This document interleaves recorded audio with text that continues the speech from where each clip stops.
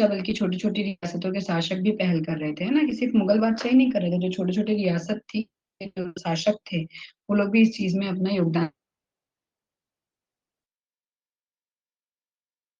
काफी महत्व था। जो मुंशी और मुनीम थे उनका काफी इम्पोर्टेंशिप थे, और उनके बिना शासन नहीं चल सकता था, है ना। इन लोगों ने मुगल काल के बारे में कई ग्रंथ रचे, और जिनमें हम उनकी विवेचनात्मकता और विश्लेषण की क्षमता देख सकते हैं कि कैसे उन्होंने किस सब चीजों को कैसे मतलब उसकी विवेचना की और उसका विश्लेषण भी किया। मुगल कालीन मध्यम वर्ग की एक और विशेषता यह थी कि यह एक मिलीजुली संस्कृति का प्रतिनिधित्व करती थी। मुगल कालीन के समय जब मध्यम वर्गीय भी था एक, तो उसमें विशेषता क्या थी कि एक मिलीजुली संस्कृति का प्रतिनिधित्व करती थी, ठीक है, जो कि भारतीय और मध्य एशियाई तत्वों से बनी थी, यानी कि भारतीय और जो एशिया का जो मध्य एशियाई हिस्सा है वहां से। वे इन सभी धाराओं से अपनी प्रेरणा लेते थे, और उनका दैनिक जीवन इन सबसे प्रभावित था। तो वो क्या करते थे कि जो ये सभी धाराएं हैं इनसे वो अपनी प्रेरणा लेते थे, और उनका दैनिक जीवन इन सब बातों इन सारी जो चीजें थी इनसे बहुत ही ज्यादा प्रभावित था। यही नहीं, वे राजाओं पर आश्रित होने के साथ साथ होने पर भी उनकी स्वतंत्र रूप से आलोचना कर सकते थे, यानी कि राजा उनका लीडर है, फिर भी वो अपने राजा की आलोचना कर सकते थे कि इनका काम ऐसा है वैसा है, ठीक है। तो उदाहरण हम देते हैं, जैसे कि कई मुंशी अपनी पुस्तकों में औरंगजेब की असहिष्णु नीतियों की आलोचना करते हैं। जैसे औरंगजेब ने बहुत सा गलत काम किया, तो उन लोगों ने, जो मुनीम थे, मुंशी थे, जिन्होंने उनके बारे में किताब लिखी, उन्होंने उसमें मतलब बिना डरे अपना पक्ष रखा कि हाँ, औरंगजेब ने कई बातों में आलोचना की औरंगजेब की।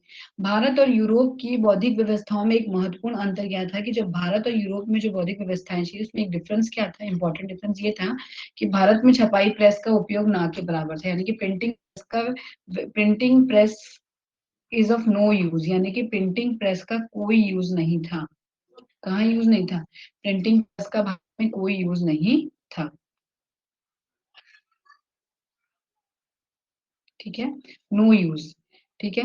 मुंशी और मुनीम, चिट्ठी पत्री, ये सारा काम मुंशियों का होता था कि वो सारा लेखा जोखा ये सारी चीजें रखते थे, ठीक है। अब जैसे हमने छत्तीसगढ़ के बारे में पढ़ा है, छत्तीसगढ़ के एक साहित्यकार थे गोपाल मिश्र, ठीक है। वो उनका एक व्यंग्यात्मक, यानी कि एक ताना कसे जैसा वाला काव्य, व्यंग करने का खूब तमाशा, लगभग सन 1689 में हम उनकी मिलीजुली सांस्कृतिक पहचान को देख सकते हैं। और इसके जो शीर्षक थे वो दोनों शब्द क्या थे, खूब तमाशा, फारसी मूल के हैं, यानी कि फारसी मूल के शब्द का उन्होंने प्रयोग किया था। चलिए अब आगे पढ़ते हैं। पहला तो ह्यूमैनिज्म पढ़ लिया हमने, रेनेसांस पढ़ लिया, रेनेसांस। अब कला और कला बोध का एक नया दौर पढ़ते हैं। सन 1300 के बाद भारत सहित कई देशों में कला की एक नई लहर चलने लगी, ठीक है। भारत में सबसे महत्वपूर्ण असर वास्तुकला पर देखा जा सकता था। क्या देखा जा सकता था? वास्तुकला पर, ठीक है।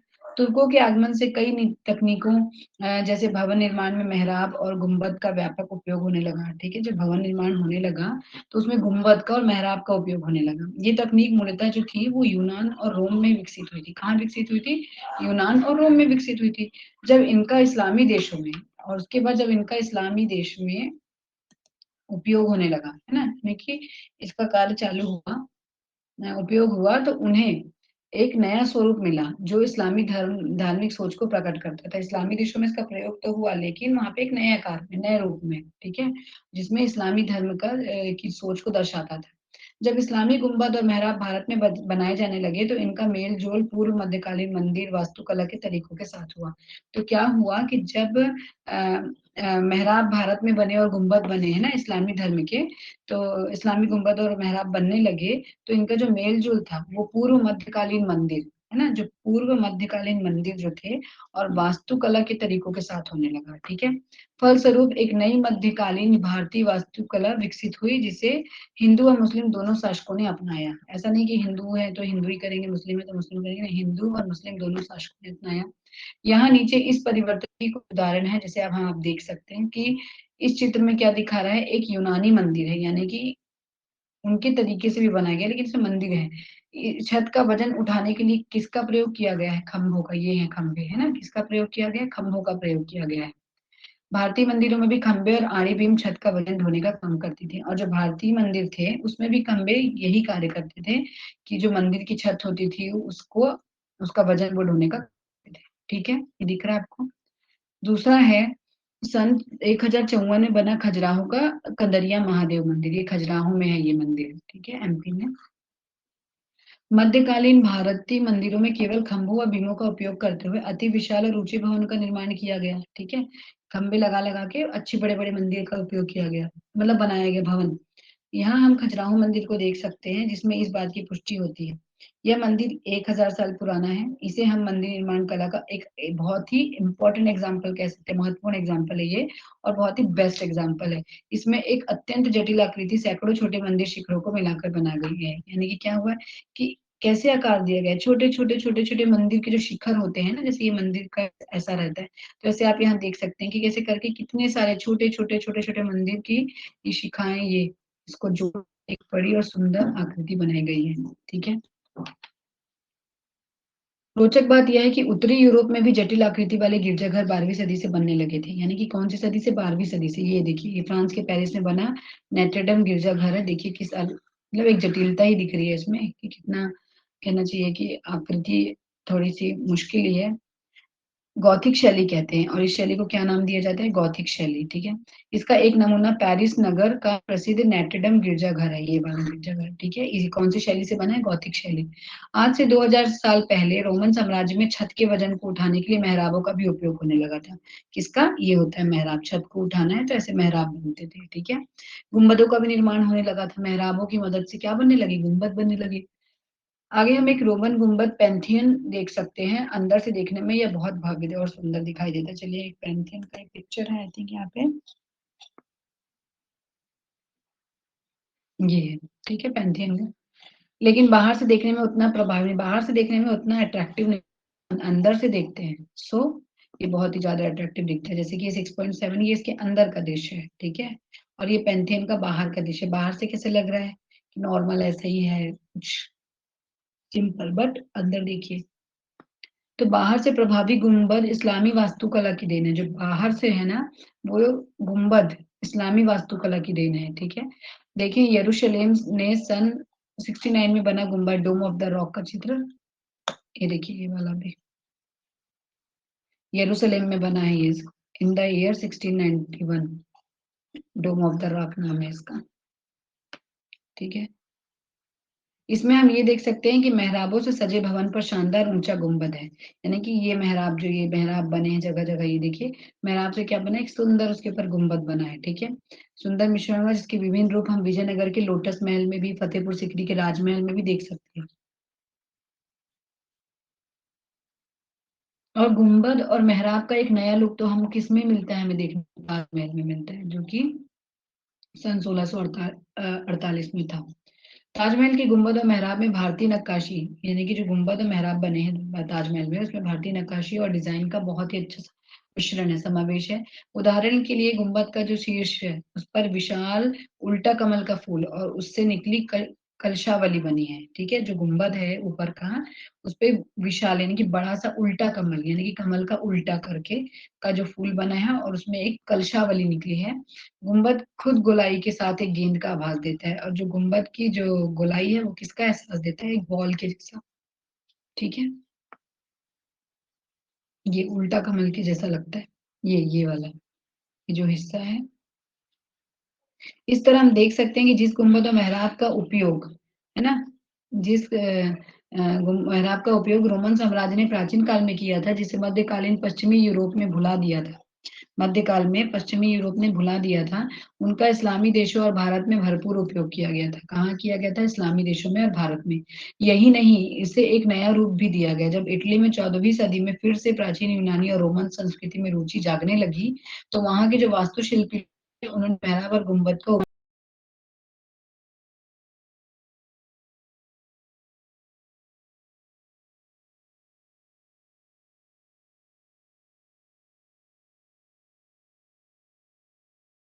इस्लामी वास्तुशिल्प ने विकसित किया था। जो उसको उसको अपना आधार बनाया, उसको विकसित किसने किया था?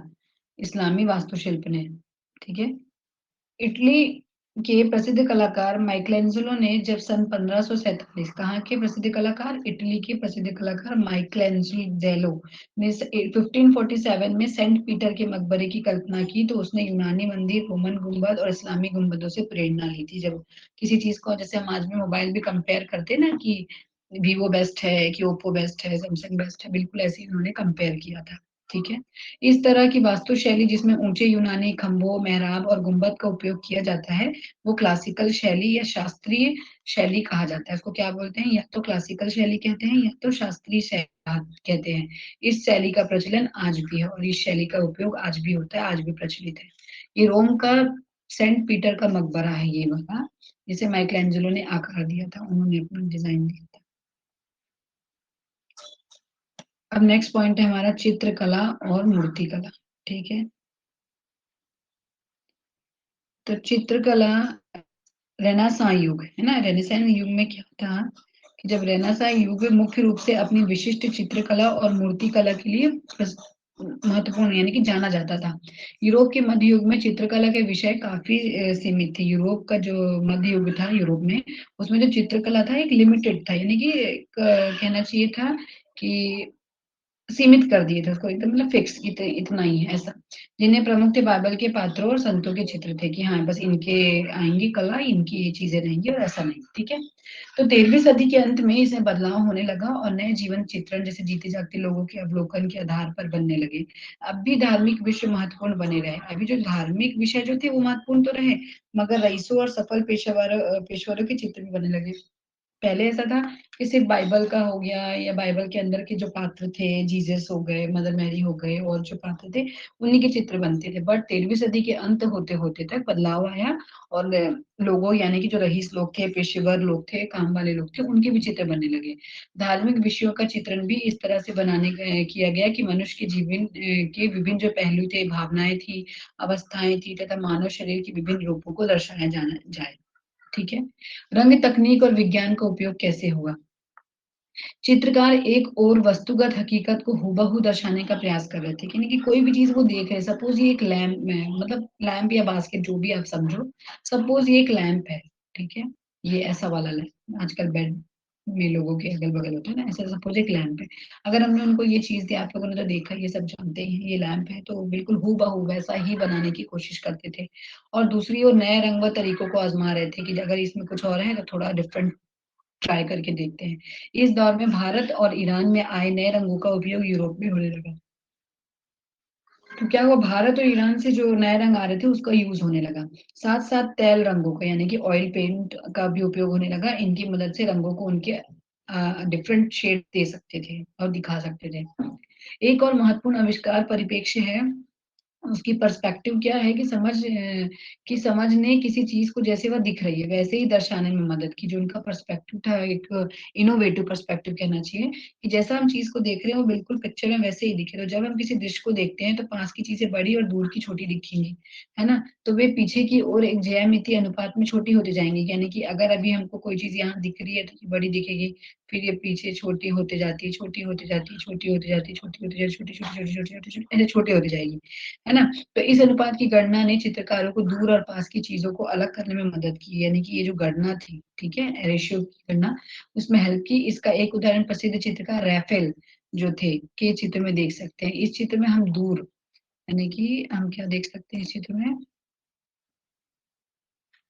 हम दूर व पास का एहसास इस बात से कर पा रहे हैं कि दूर के लोग छोटे और पास के लोग बड़े दिख रहे हैं, यानी कि उन्हें इस चीज को समझ, अगर सबका ऐसा नहीं कि यहाँ पे बड़े बड़े लोग बना दिए, बनाए, यहाँ पे देखिए और छोटे बनाए, यहाँ थोड़े बड़े, और यहाँ नजदीकी लोग बड़े, यानी कि हम इसको इन रियलिटी में से देख रहे हैं कि हम जब कहीं सामने खड़े होते हैं तो दूर के लोग हमें छोटे ही दिखते हैं ना। तो इस पिक्चर में भी उन्होंने बिल्कुल ऐसा ही शो किया है। ठीक है। इसके ज्यामिति रूप के मुख्य पात्रों के पीछे संकरी होती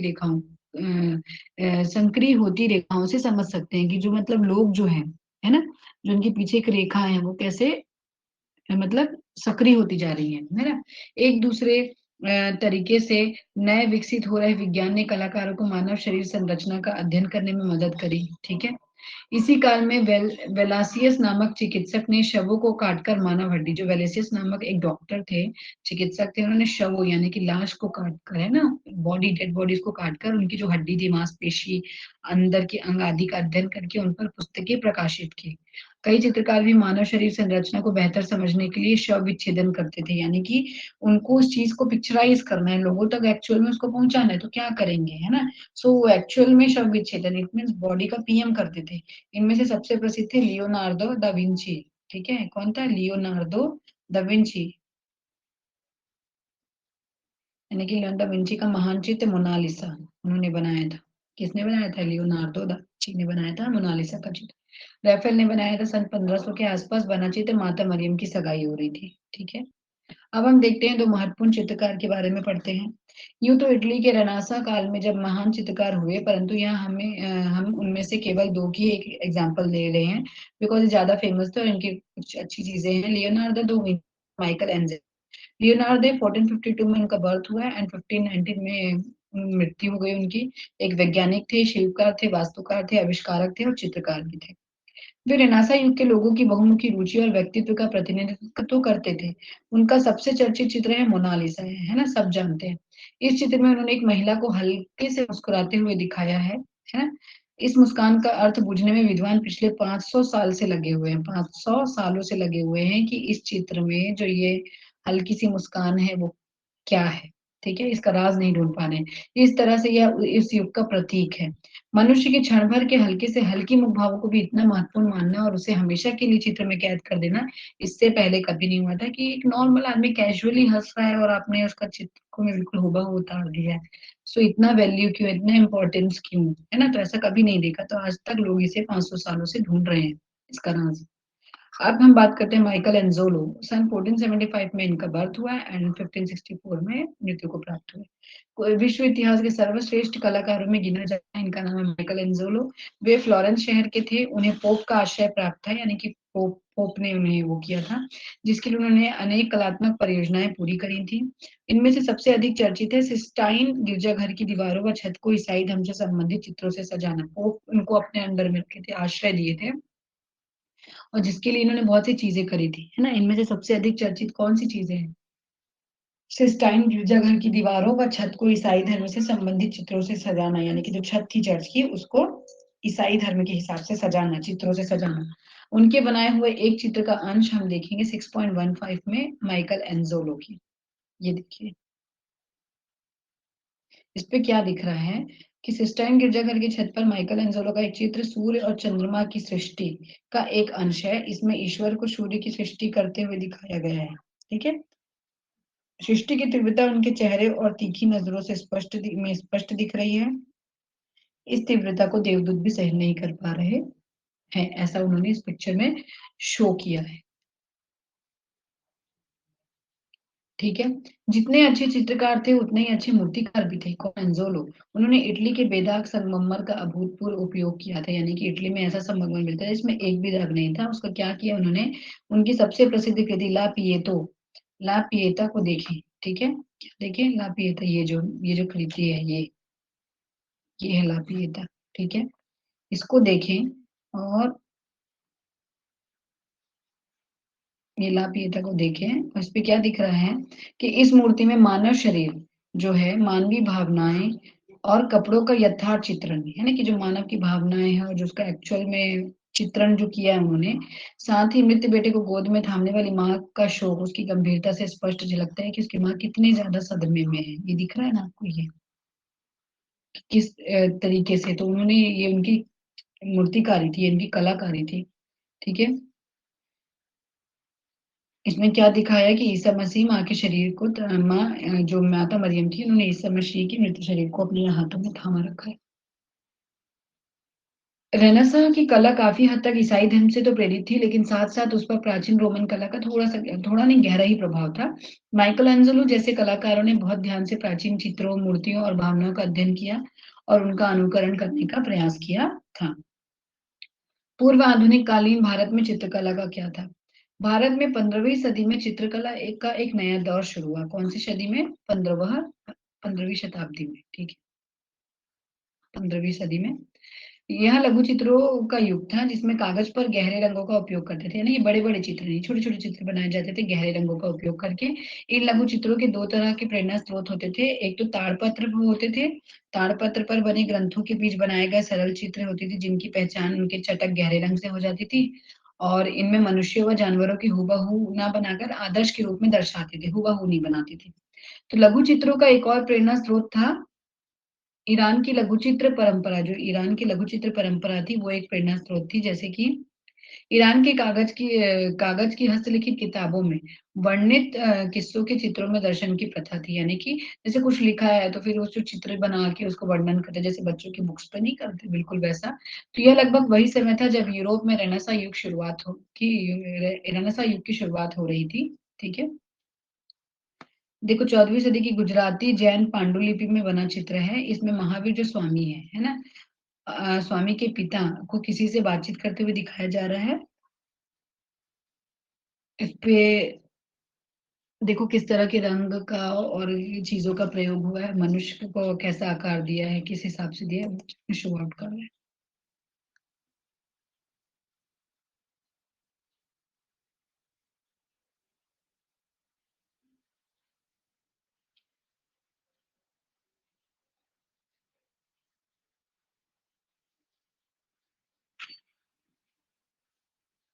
लिव इट।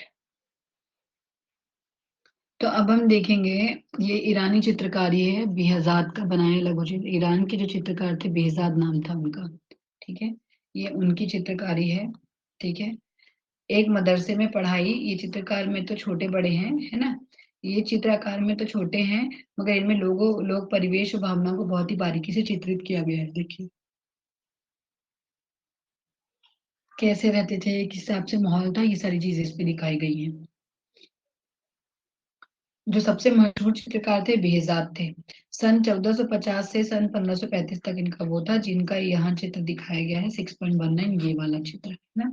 जब भारत में मुगलों का शासन स्थापित हुआ तो उन्होंने बहुत से ईरानी कलाकारों को भारत आमंत्रित किया। जब भारत में मुगल लोग आ गए, राज स्थापित कर लिए, तो उन्होंने क्या किया, बहुत से ईरानी कलाकारियों को भारत बुलाया, कलाकारों को। इन कलाकारों के साथ पारंपरिक भारतीय चित्रकार भी जुड़ गए, जो इंडिया में मतलब भारत में जो चित्रकारी कर रहे थे वो लोग भी इनमें शामिल हो गए।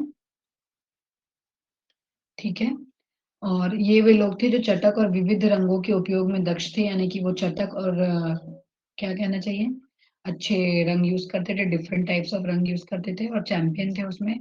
बादशाह अकबर के समय के एक मुगल दरबारी कलाकार जो थे, उनका नाम मिस्किन का बनाया चित्र देखिए। ये मिस्किन थे, नाम था उनका मिस्किन। उन्होंने ये चित्र बनाया था 6.20, मिस्किन का बनाया गया चित्र कि गोवर्धन धारी कृष्ण कैसे उन्होंने अपने हाथ पे गोवर्धन पर्वत को उठा रखा है। यह चित्र महाभारत और उसके परिशिष्ट हरिवंश पर आधारित है, जिसमें श्री कृष्ण को गोवर्धन पर्वत उठाए और उसके नीचे शरण लिए गए ग्वालों को और अन्य लोगों को दिखाया गया है।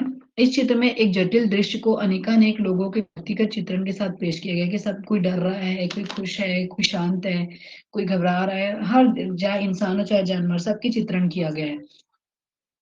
ये लोग कोई सफल योद्धा या व्यापारी नहीं है, बल्कि सामान्य ग्रामीण लोग हैं, है ना। ये सारी चीजें शो आउट की है।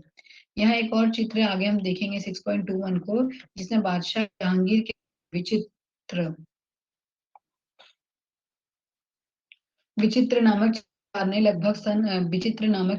लगभग सन 1620 में बनाया। यहाँ एक प्रतीकात्मक चित्र है, दिख रहा है, जिसमें जहांगीर के दैवी रुझान को दिखाया गया है, कि जहांगीर कैसे मतलब देवी रुझान, यानी कि कहना चाहिए देवी देवताओं को मान रहे हैं, है ना। जहांगीर जिसके सिर के चारों ओर सूरज जैसा आभा मंडल है, ठीक है, वह रेत घड़ी जैसे आसन पर बैठा है, कि वो किस आसन पर बैठे हैं, रेत घड़ी जैसे आसन पर बैठा है। उसके दोनों तरफ यूरोप शैली की परियां हैं, यानी कि इधर भी यूरोप शैली की परियां हैं, इधर भी ये यहाँ परियां हैं, यहाँ भी परियां हैं। और वे किसी सूफी संत को एक पुस्तक भेंट में दे रहे हैं, जबकि ओटोमान सुल्तान, इंग्लैंड के राजा, है ना, इंग्लैंड के जो राजा हैं, और विचित्र खुद इंतजार में खड़े हैं, और ये लोग खुद वेट कर रहे हैं। ठीक है, यहाँ यह जताया गया है कि जहांगीर खुद तो कालजाई हैं, वे बादशाहों को नहीं, सूफी और ईश्वरों के भक्तों को प्राथमिकता देते हैं। उसमें ये दिखाया गया है कि वो बादशाही तो है ही, लेकिन वो किसको महत्व ज्यादा देते हैं, कला को प्यार तो करते हैं, लेकिन बादशाहों को ही नहीं, सूफियों और ईश्वर के भक्तों को ज्यादा मतलब प्राथमिकता देते हैं। विभिन्न तरह के प्रतीकों व अतिशयोक्तियों के बावजूद इस चित्र में जो लोग दर्शाए गए हैं उनका चित्रण बहुत यथार्थ है, सच है, और उनके व्यक्तिगत हुलिये स्पष्ट हैं। ठीक है। अब वैज्ञानिक क्रांति कैसे आई ये भी पढ़ लेते हैं। मध्यकालीन यूरोप, इस्लामी देश तथा भारत में ईश्वरवाद का व्यापक प्रभाव था। वादी लोगों को यह शिक्षा दे रहे थे कि अंतिम सत्य तो ईश्वर ही है। ईश्वर, जो ईश्वर को मानते थे वो सब क्या कहते थे कि आखिरी जो सत्य है वो ईश्वर है, जो कि सर्वशक्तिमान है और उसने पूरे ब्रह्मांड की ही रचना की है। और सबको पता है कि ईश्वर ने ही पूरे ब्रह्मांड की रचना की है। तो मनुष्य को इस लोक में सुख प्राप्ति की जगह परलोक में, तो उन्हें वो क्या सिखाते थे कि इस जगह में तुमको सुख की क्या जरूरत है, ईश्वर ने ही इस संसार को बनाया है। तुम्हें इस लोक में सुख प्राप्त करने की क्या जरूरत है, स्वर्ग जाओगे, जब भगवान के द्वार जाओगे, वहां पर लोग जाओगे ना, तो उस स्थान की प्राप्ति के लिए कोशिश करो।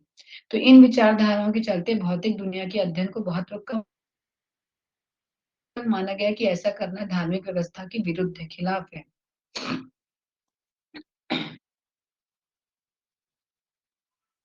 सॉरी, के खिलाफ है। ठीक है।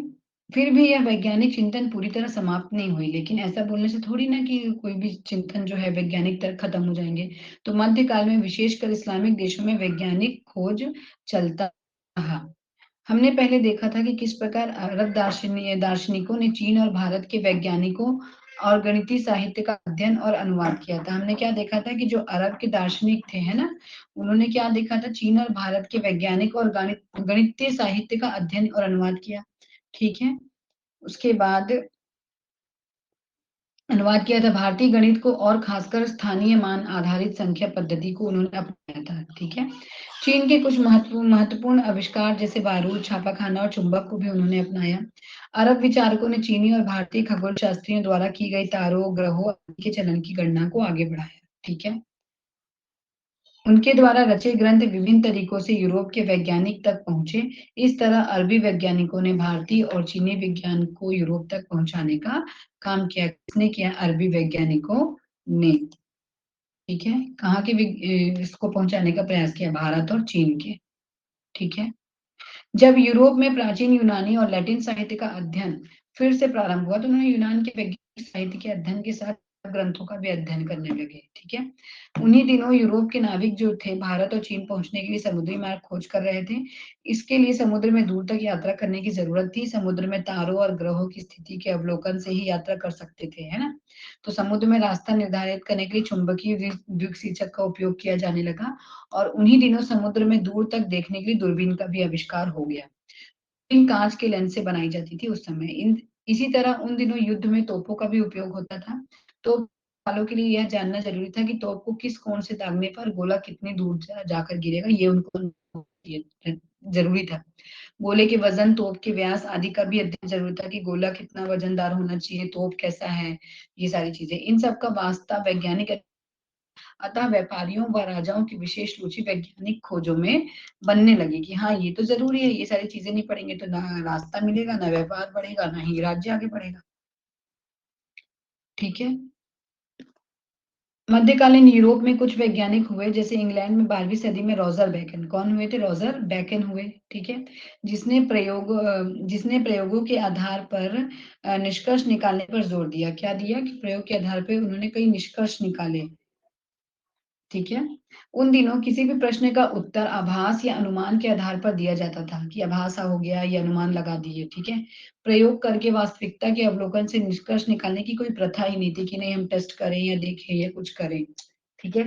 धीरे धीरे बैकन के आग्रह पर कई लोग आगे बढ़े। धीरे धीरे जब बैकन जो थे उन्होंने आग्रह किया लोगों से और लोग आगे बढ़ने लगे। ठीक है। और लोग आगे बढ़ने लगे, जैसे कि हम पहले चर्चा कर चुके हैं कि रेनेसां काल में मानव शरीर, जो रेनेसां काल था उसने मानव शरीर तथा दृष्टि परिप्रेक्ष्य की ज्यामिति समझकर काफी हद तक शोध किया उसमें लोगों ने, है ना। खगोल शास्त्र एक और महत्वपूर्ण अध्ययन का क्षेत्र था। ठीक है। मध्यकालीन विद्वानों का मानना था कि पृथ्वी ब्रह्मांड के केंद्र में है और बाकी तारे, मध्यकालीन जो विद्वान थे उनका ये कहना था कि जो पृथ्वी है वो ब्रह्मांड का सेंटर पॉइंट है, कि अगर ये ब्रह्मांड है तो ये सेंटर पॉइंट पृथ्वी है। ठीक है। तारे, सूर्य, चंद्रमा और ग्रह पृथ्वी की परिक्रमा करते हैं। और उनका ये कहना था कि जो तारे हैं, जो सूर्य है, चंद्रमा है, वो किसकी परिक्रमा करते हैं? वो सारे लोग पृथ्वी की परिक्रमा करते हैं। ठीक है, यह धारणा मूलतः प्राचीन यूनानी दार्शनिक जो थे, वो कौन थे? अरस्तु ने की थी। साथ में यह भी माना गया था कि पृथ्वी सपाट है, कि पृथ्वी गोल नहीं है, पृथ्वी सपाट है। कई मध्यकालीन खगोल शास्त्रियों ने आसमान में ग्रहों की चाल का अवलोकन किया और पाया कि इन सिद्धांतों में कुछ समस्याएं हैं, क्योंकि ग्रहों की चाल इन धारणाओं के अनुरूप नहीं थी। उन्होंने बात को किया कि नहीं, इसमें जरूर कोई डिफॉल्ट है।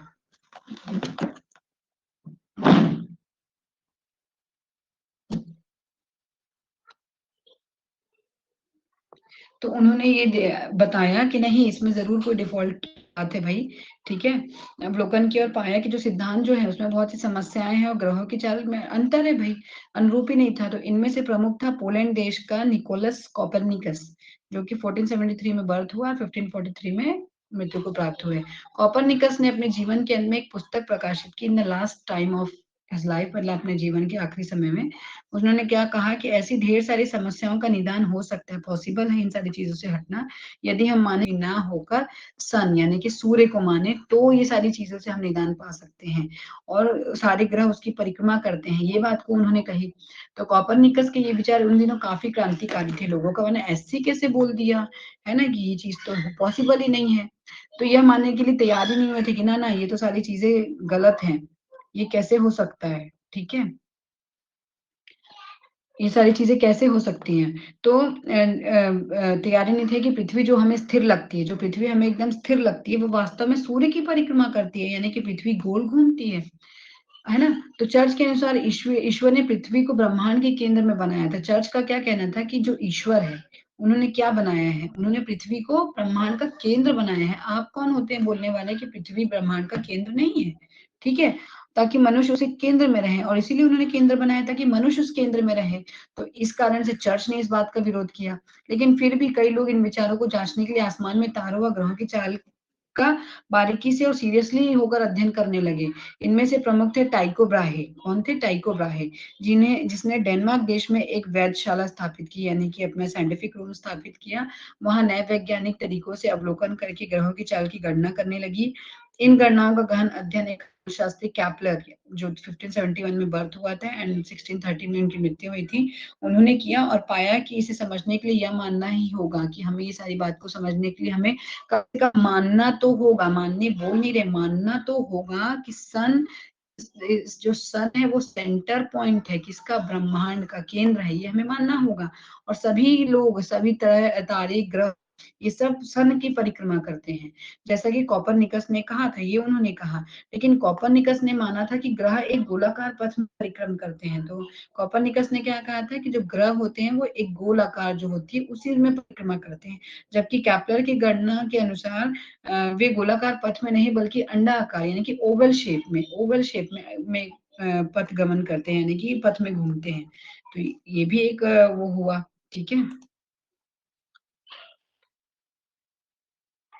तो कैप्लर ने यह स्थापित किया कि भौतिक जगत के बारे में हम केवल विश्वासों, धर्म ग्रंथों व मान्यताओं के आधार पर नहीं, कि जो भौतिक जगत है उसमें हम धर्म ग्रंथ, विश्वास, ये मान्यताएं के आधार पे काम नहीं कर सकते, बल्कि हमको उसका अवलोकन और गणना करने से ही समझ सकते हैं। हमको उसका अवलोकन तो करने दो भाई, जानने तो दो कि एक्चुअल में चीजें क्या हैं।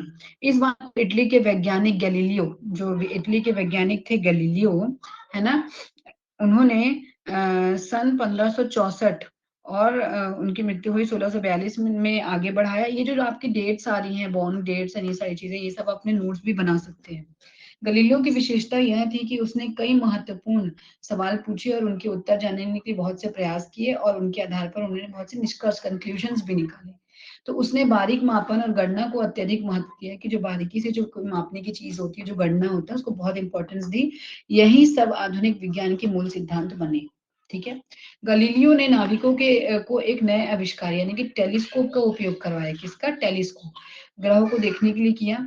उसने पाया कि बृहस्पति और शनि जैसे ग्रहों के चारों ओर चंद्रमा परिक्रमा करते हैं। उन्होंने क्या दिखाया कि बृहस्पति और शनि जैसे ग्रहों के चारों ओर कई चंद्रमा परिक्रमा करते हैं, यानी कि एक ग्रह की, जैसे हम अभी पढ़ते हैं ना कि एक ग्रह की इतनी चंद्रमा है, बिल्कुल वैसा ही। पर सवाल था कि ये ग्रह व चंद्रमा कैसे घूमते हैं, उन्हें धक्का कौन देता है, यह समझने के लिए चीजें क्यों चलती हैं, क्यों रुकती हैं, और उसने कई प्रयोग किए।